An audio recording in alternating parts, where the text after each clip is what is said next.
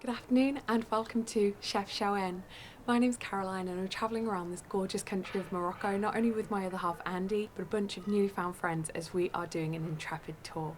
The name of the town, Chefchaouen, translated in Arabic is two horns, and the name comes from the slope that the town sits on, dividing the mountain into two that look like a couple of horns. Our guidebook is telling us that this is one of the smallest Medinas out of all of the towns that tourists tend to visit here in Morocco, and it's best visited just at random, so we'll take you on the exploration with us.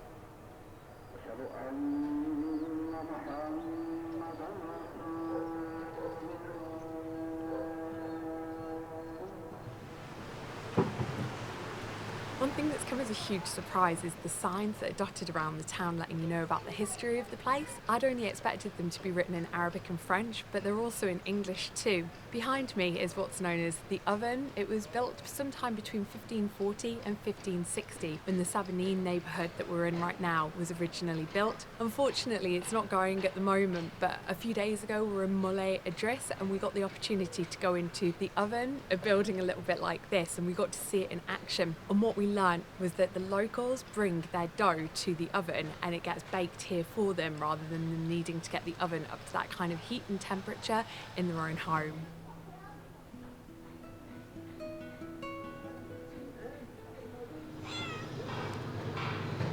One thing that's easy to pick up on is how blue this city is, but it's likely that up until about 1760, this city was probably more ochre in colour.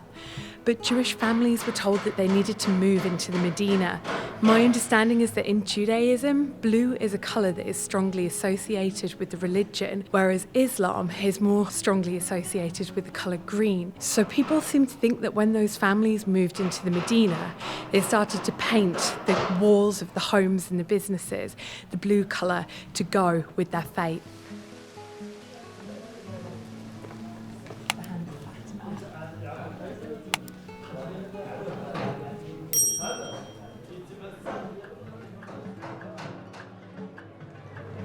The narrow pathways have pushed us out onto the main square, and for the small size of the Medina, this square is pretty big. It's what's known as the Place Outa El Hamam, and the name comes from back in history when this square used to be full of loads of hammams.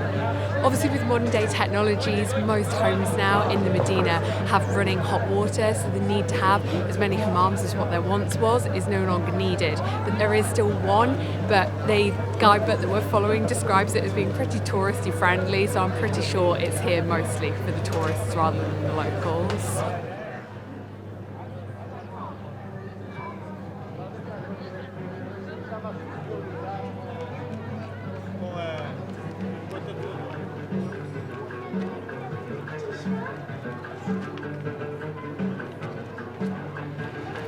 If there's one thing that we've quickly picked up on is that throughout all of the locations in Morocco that we've visited, one thing that we are finding very difficult as non-Moroccans is trying to take money out of ATM machines, even with cards that have got Visa written on them.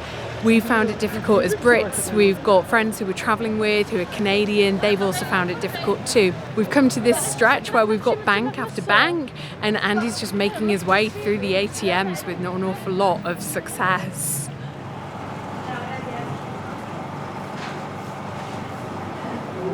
Enjoy it. This morning we went on a semi-epic hike past loads of waterfalls, and one of the things that I love about hiking days is that you can eat whatever you want because the calories just don't count. So we came for ice cream.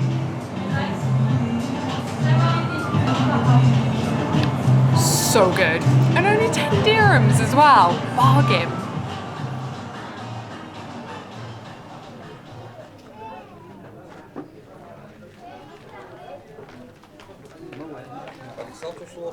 I talked a little bit earlier about why this town is painted so blue, but there are actually other people out there who theorise slightly differently. And one group of people seem to think that they painted this area blue as it deters the mosquitoes and it means that people aren't quite as likely to get bitten. There are other people who believe that in the summer, when the heat temperatures get so intense, the blue helps to cool down the areas.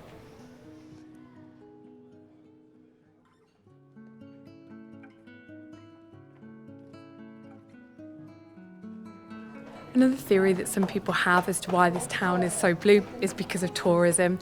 And I'll be the first to raise my hands and say I'm a little bit of a sucker for it as well, because this is gorgeous and it makes for amazing photographs. If I had to hazard a guess, I think the small number of buildings were probably painted blue by Jewish families. Someone else picked up on the fact that it deterred mosquitoes, so they started to paint a few buildings blue. Few people then probably picked up on the fact that it kept the temperatures down, so those people probably started to paint their buildings blue. And then most recently, people have probably picked up on the fact that it's bringing in the tourists, and they too have painted their buildings blue. And I think it's just a huge snowball effect personally.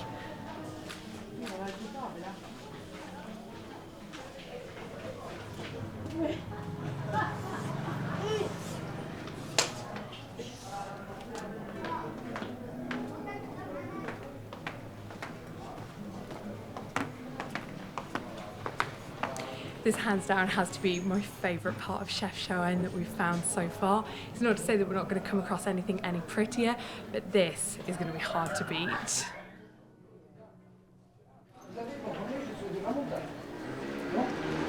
Something for smoke and from the month. When I was trying to film that door, what just happened?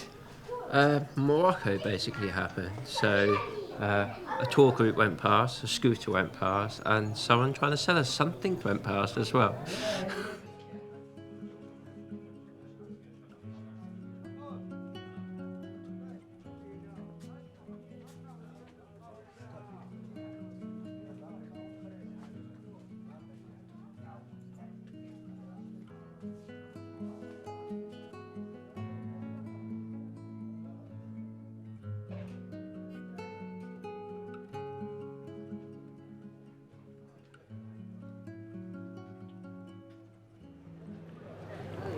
Getting my history all jumbled up here, but in 1471 the Kasbah was built, and it was built to be able to protect northern Morocco and fight off against the Portuguese, who were making Morocco under attack back at the time. Then, with enough time, other dwellings and buildings started to pop up around the Kasbah, and as with just about any city and metropolis, give it enough time and it will turn into a very large city, which is exactly what happened here in Chefchaouen.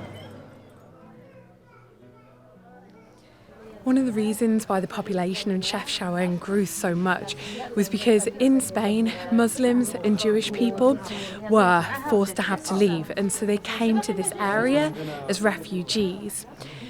Because of this, it meant that the local population became very anti-Christianity and Christians themselves because of the way in which they and their families had been treated. It's reported that up until 1920, only 3 Westerners, now I'm going based off of what the guidebook says, you can define to me what you understand Westerners to be, but only 3 Westerners had come and visited Chefchaouen.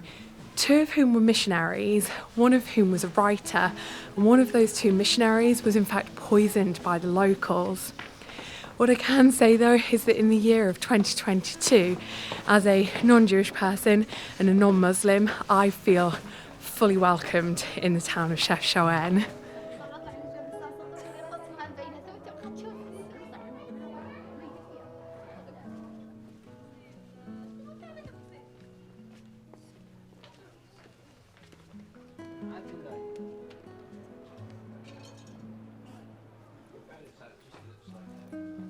We've met up with the rest of the group again. Not quite everyone, but we're all headed out for dinner at a restaurant that is well recommended by TripAdvisor.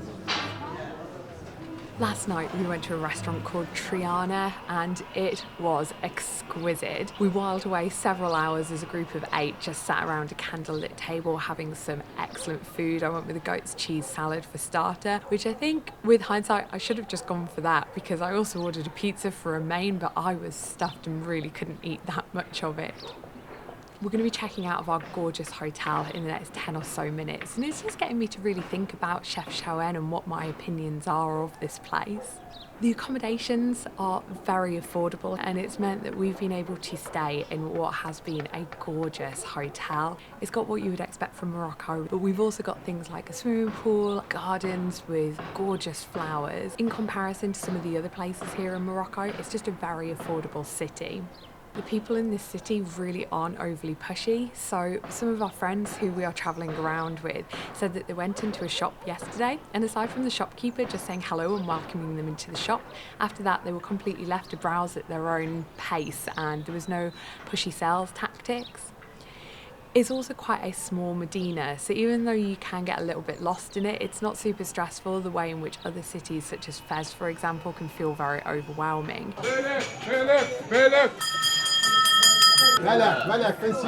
So it feels like this could be a really good first stopping off point when you arrive in Morocco. The old Medina is absolutely stunning. I think that if you are really into your photography, you like to keep up to date with your Instagram, this place is just heaven for photographers. I'd say you want to do a little bit of research on where the best places are to be able to get those photographs, or the other alternative would be to hire a guide and they'll be able to show you where those perfect alleyways are.